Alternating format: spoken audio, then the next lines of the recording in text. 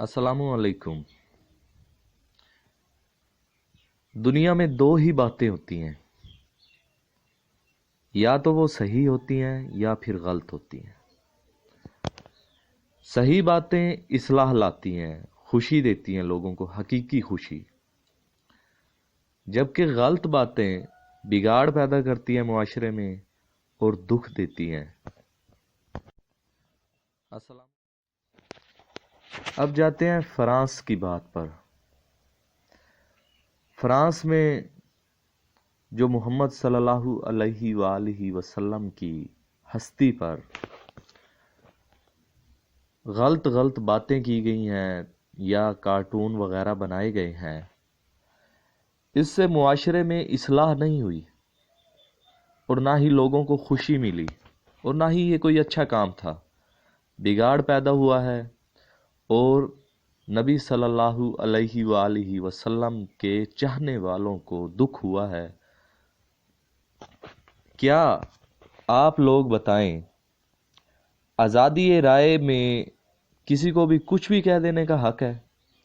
کیا فرانس میں فرانس کی فوج کو فرانس کے لوگ برا کہتے ہیں، ان کے کارٹون بناتے ہیں، یا ان کی پولیس کے سامنے، ایس ایچ او کے سامنے، یا جو ان کا بڑا کوئی پولیس کا عہدے دار ہے اس کی بےعزتی کرتے ہیں، اسے گالیاں دیتے ہیں؟ یا کیا ان کے صدر کو برا بھلا کہتے ہیں، اس کے کارٹون بنا کر اسے برا بھلا کہتے ہیں؟ کیا یہ اچھی باتیں ہیں؟ آپ خود ہی انصاف کریں، کیا یہ اچھی باتیں ہیں؟ کیا ایک جج جو صحیح فیصلہ دے اسے اس کے منہ پر غلط کہا جائے، برا بھلا کہا جائے؟ کیا یہ فرانس میں ہوتا ہے؟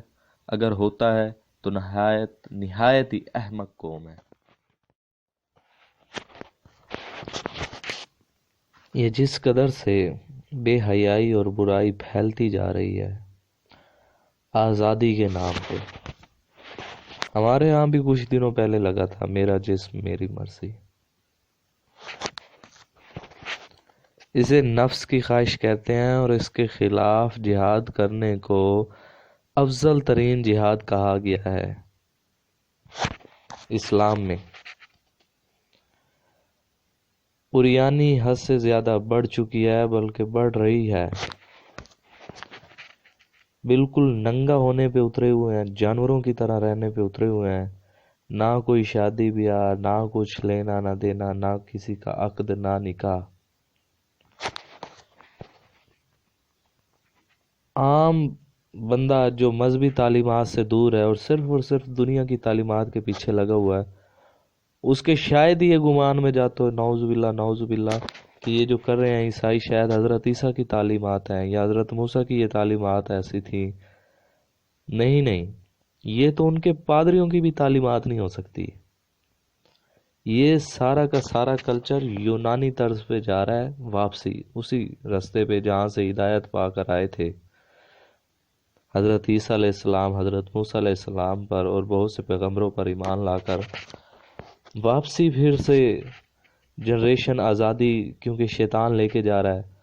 شیطان باغی ہے نا، ہر چیز کی وہ نفی کرتا ہے، ہر چیز کے خلاف بغاوت کرتا ہے، اور وہ چاہتا ہے کہ آزادی ہو، اور انسان بہت سی بیماریوں، ایڈز جیسی بیماریوں کا شکار ہو رہا ہے، لیکن چلنا شیطان کے حکم پر ہے، کیونکہ اس میں وہ مزہ اور لذت دکھاتا ہے، دیتا ہے،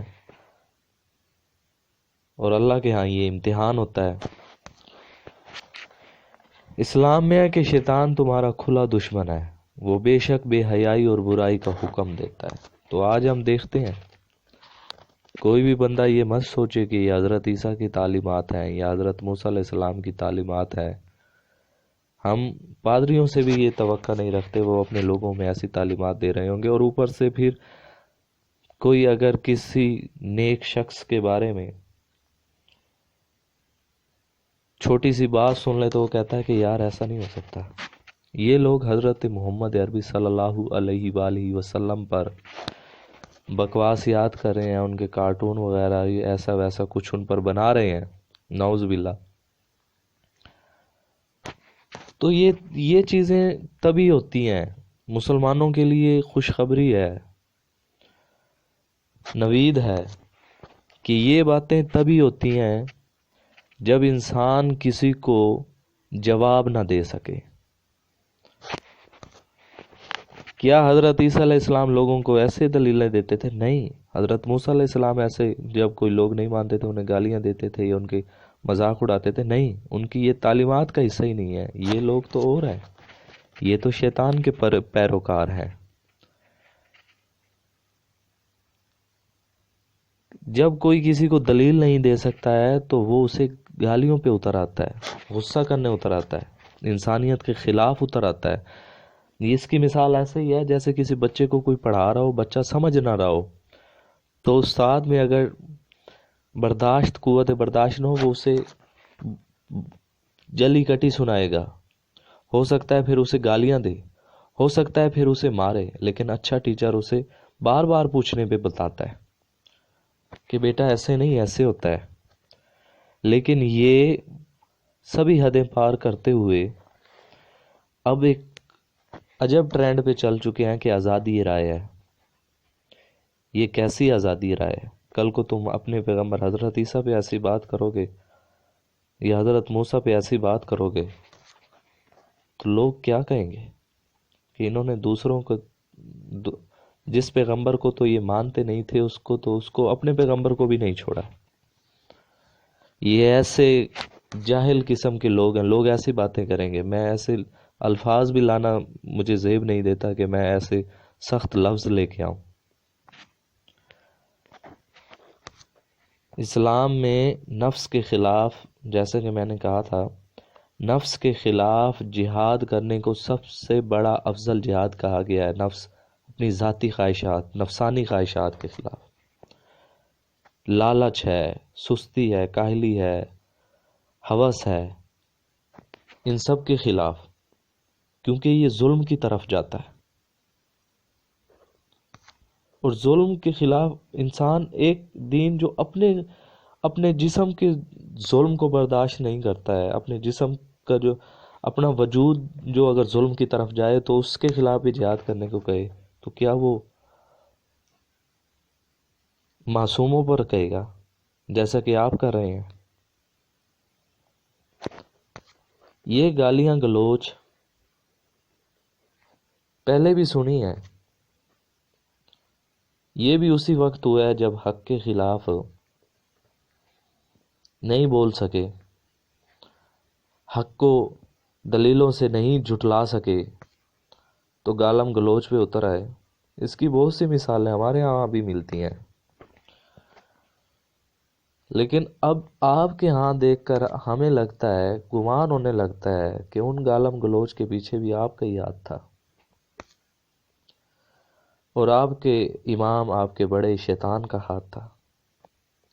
ساری گتھیاں سلجھتی جا رہی ہیں، سب کچھ صاف ہوتا جا رہا ہے، سارا مطلع صاف ہوتا جا رہا ہے.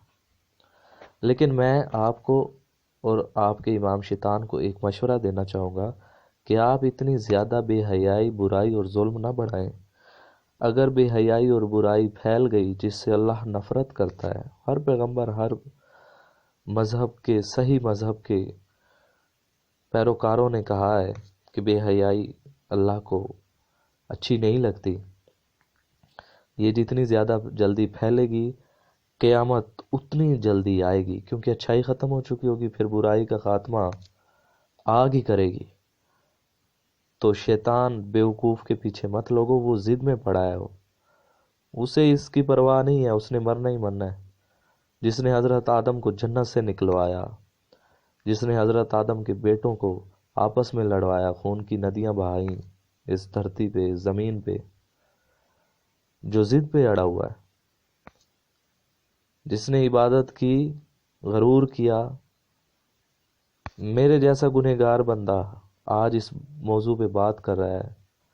ہر مسلمان اٹھا ہوا ہے، چاہے آپ نے اسے جتنا بھی اخلاقی طور پر اور یہ غلط فحش میڈیا کے ذریعے کمزور کرنے کی کوشش کیا، لیکن وہ اٹھ کھڑا ہوا ہے. کس بنا پر؟